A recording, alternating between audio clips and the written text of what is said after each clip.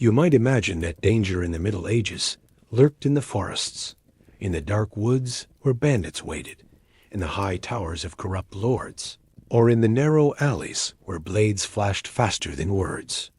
But no, the most dangerous place was often the one that seemed the safest.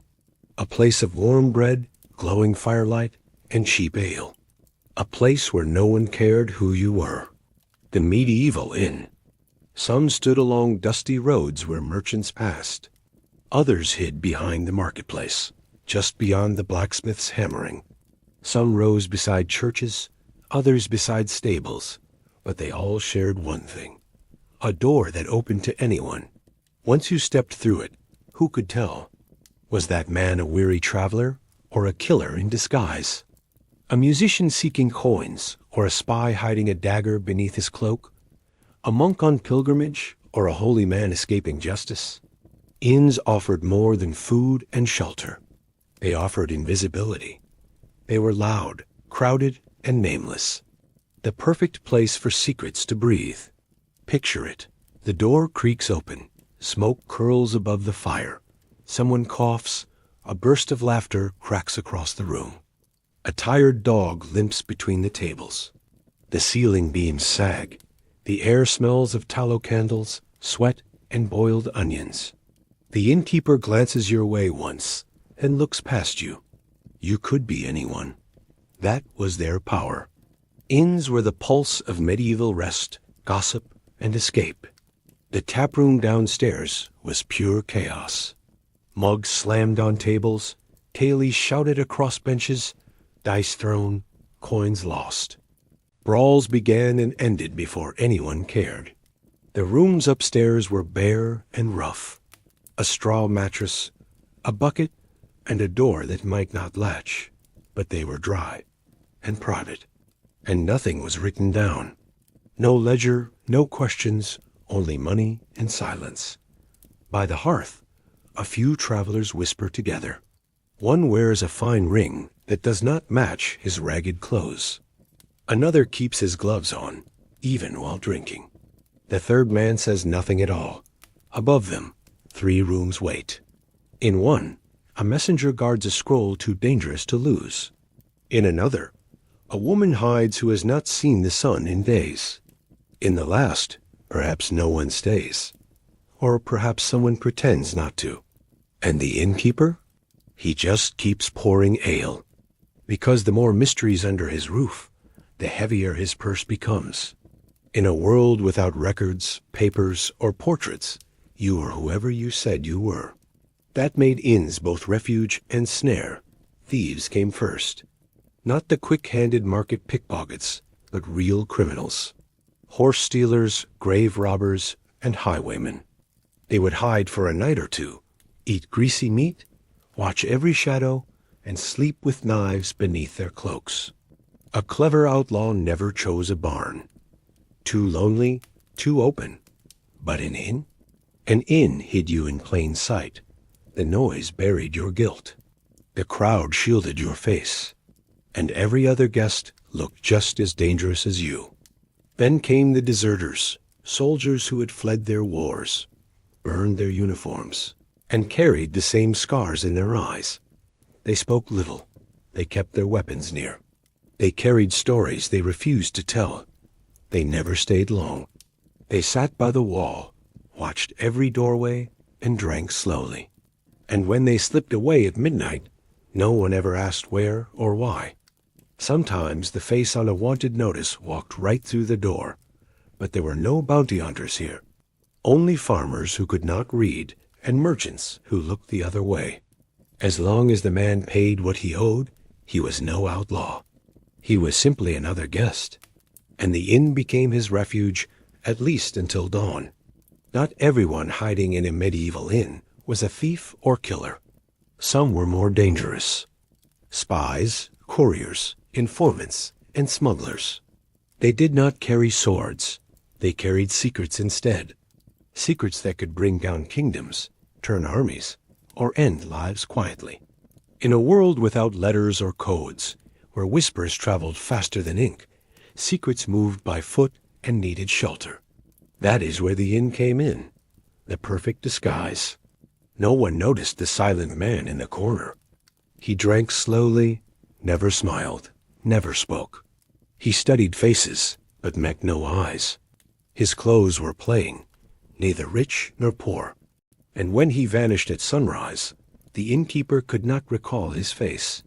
That was the idea. Some inns became famous for such things, not publicly, but through whispers. If you needed to send a message across kingdoms, you told your man to go to the Goose and Candle in the next market town. He would arrive at dusk, rent a room, and slide a carved token beneath the second step of the stairs. By morning, another would come and take it. No words were spoken. Nothing was written down. Nothing could be traced. The inn spoke its own language of silence. A tilted mug on the bar meant danger. A candle left glowing in a certain window meant the delivery had arrived. A coin marked with a cross meant the bearer could be trusted. A single phrase, "The moon rises early tonight," could set armies in motion. Words were too risky. Everything depended on gesture and sign. And when done correctly, even the man beside you never realized an exchange had happened. Eyes watched from every corner. Ears listened through every crack. You never knew who shared the room with you. The drunk leaning on the counter? Perhaps a soldier out of uniform. The serving girl? Maybe she worked for a bishop. Even the innkeeper might sell information to whoever offered the best price. To the crown, to the church, or to the rebels. The walls listened. The floors creaked with warning. You were never truly alone here. During the times of faith and blood, when belief itself was a death sentence, religion went into hiding. In England, under Protestant kings, Catholic priests were hunted.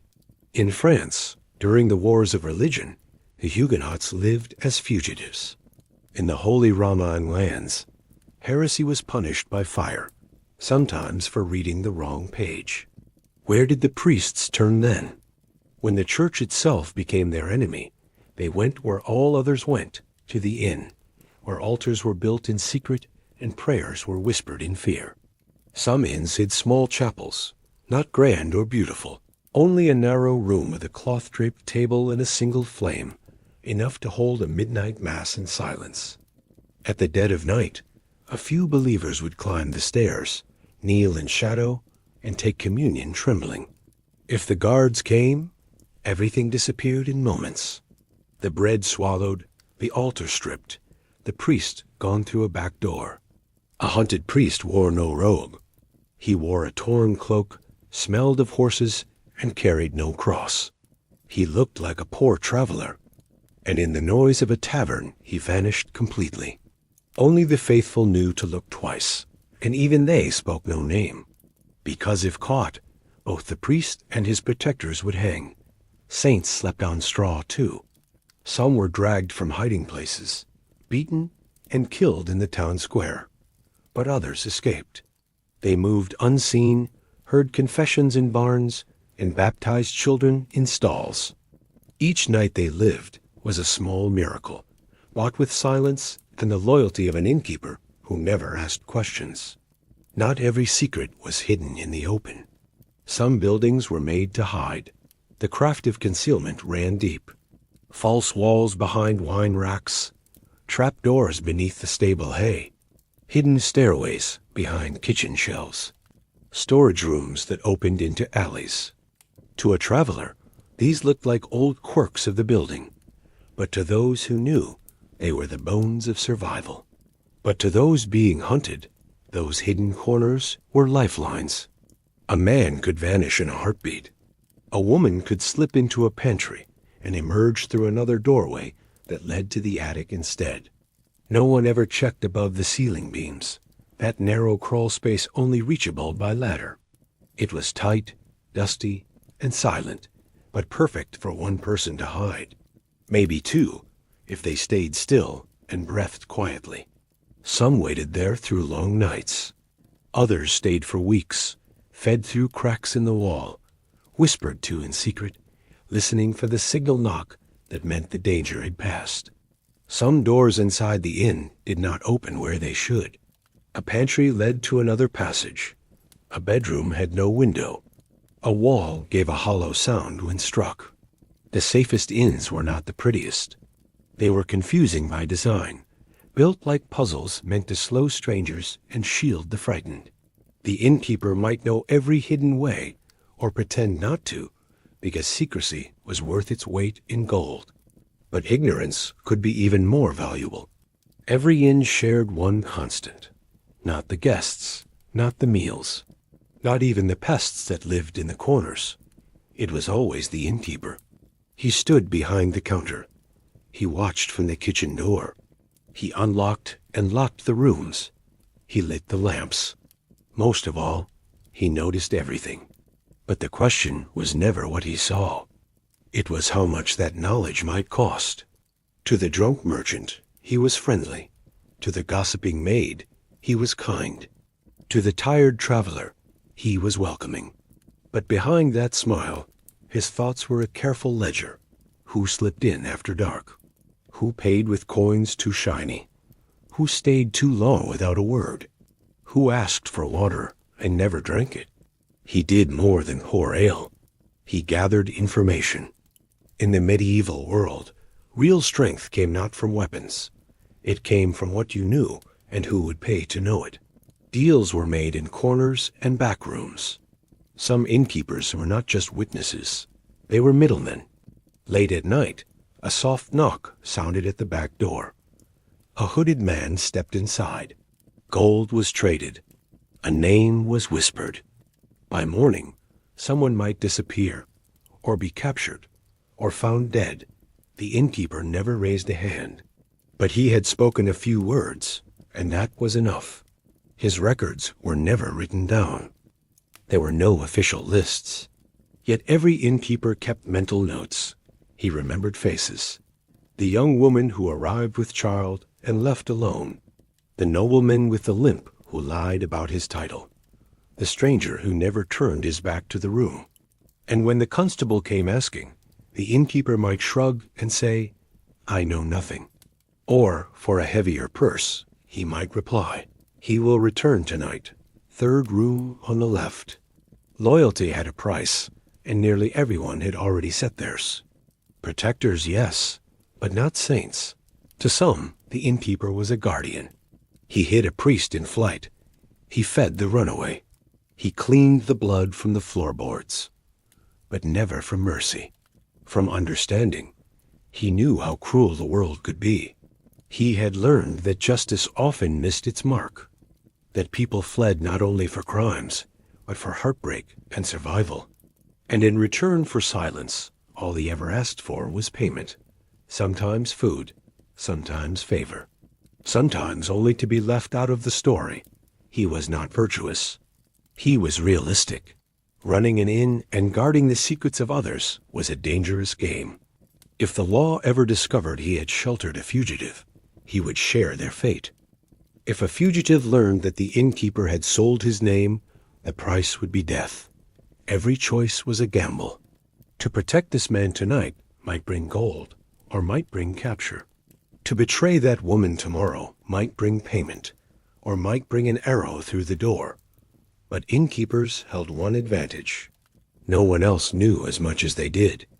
In medieval Europe, knowledge was the only currency that could buy both safety and power. They were the monarchs of secrets in kingdoms made of shadows.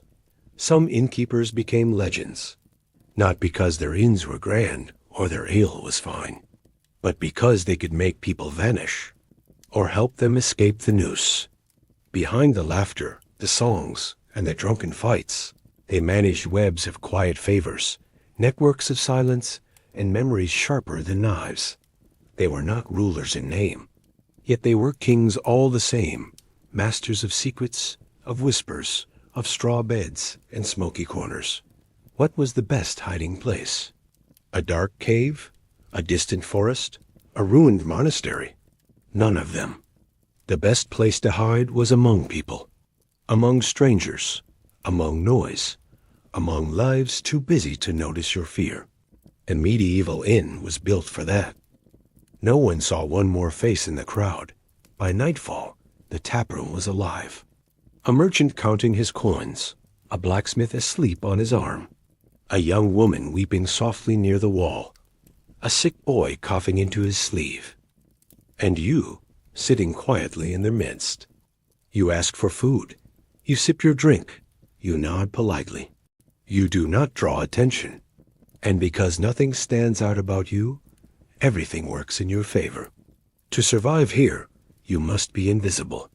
The crowd itself becomes your shield. The strange truth was this: a lone man in the forest was suspicious. A solitary rider on the road invited eyes. But 10 people in one room? No one kept track. No one remembered who arrived first or who left last. No one noticed when you slipped away after your meal. In a room full of talk, your story vanished beneath the noise. The louder the room, the safer you became. Names were optional. In the best inns, no one asked for them. You were friend.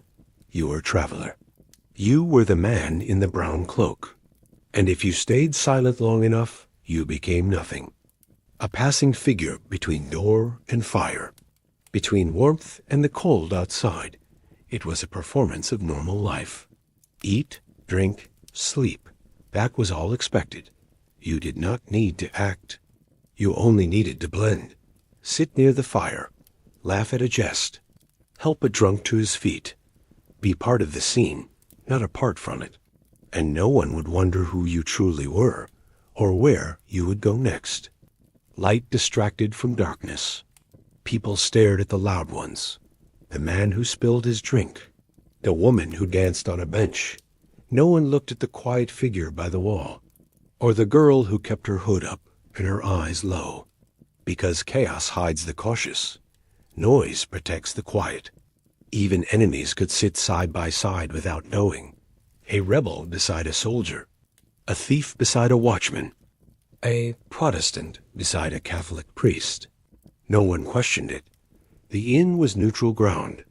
Curiosity was dangerous. Everyone had secrets of their own to guard. You were seen only if you wished to be. In an inn, you could vanish by standing still. You needed no disguise, no magic, no special trick. Only calm, only quiet, only the art of being ordinary. And that was its strange strength. In a suspicious world, the safest place to hide was never the place unseen, but the one where everyone's eyes passed right over you. These tailies were not inventions. They were real.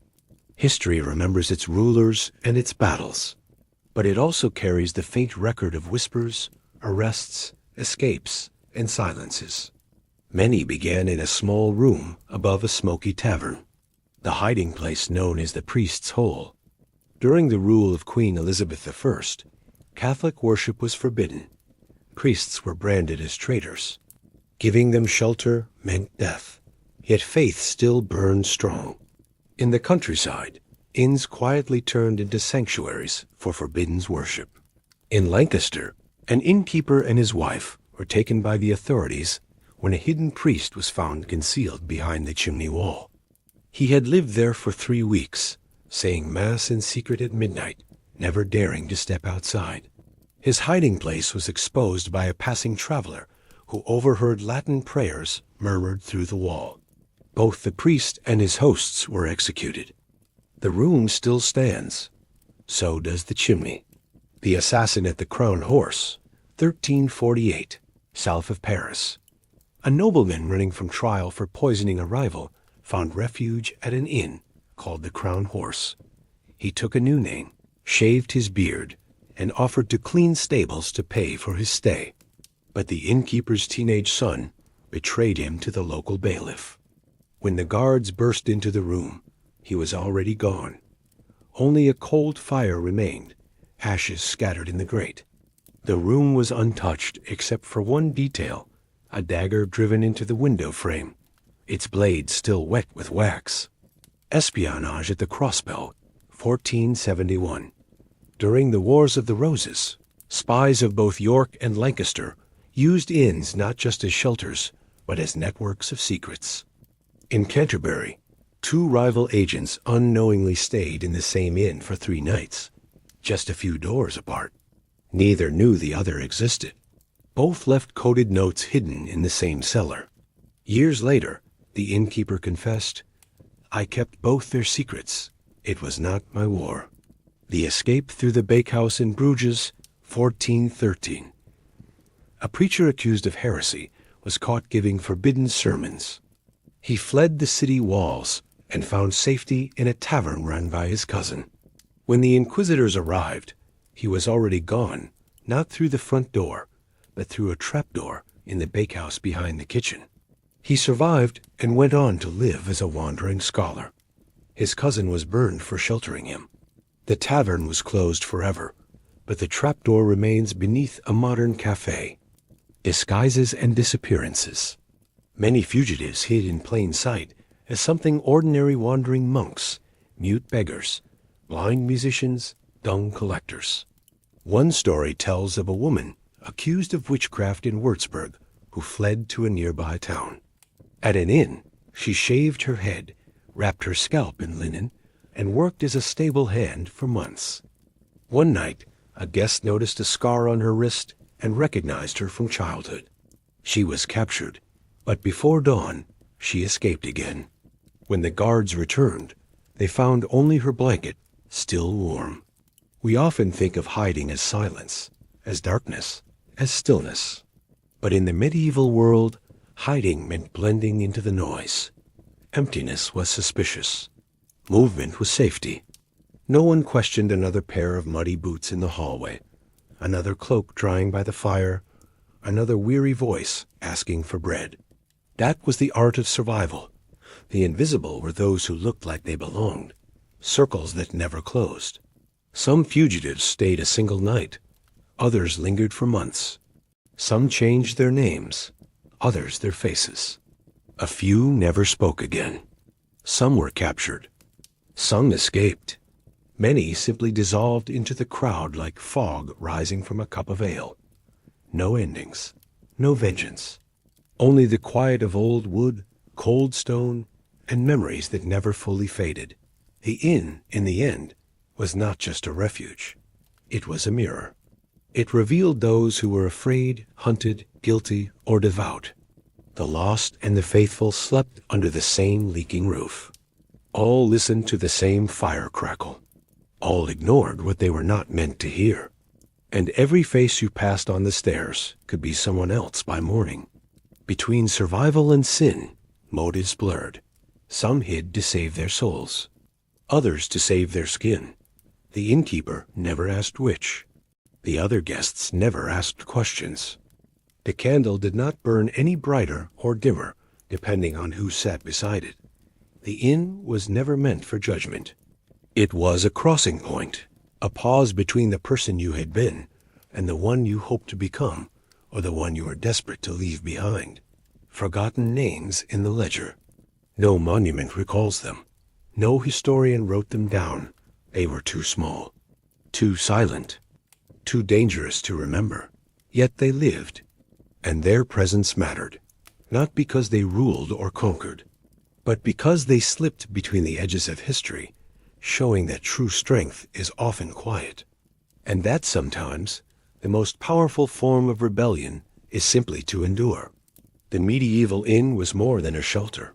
It was a refuge, a snare, a stage for masks and secrets.